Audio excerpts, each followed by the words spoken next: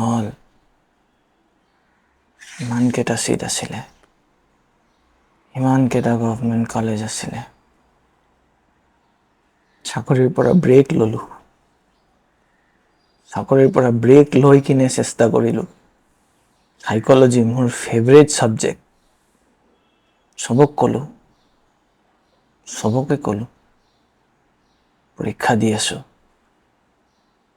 চাকৰি বাদ দিলোঁ, পৰীক্ষা দি আছোঁ।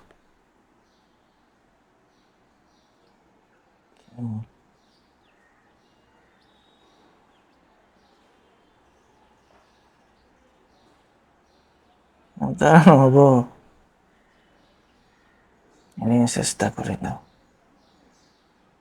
চাকৰিটোও গ'ল, পইচাও গ'ল, সময়ো গ'ল।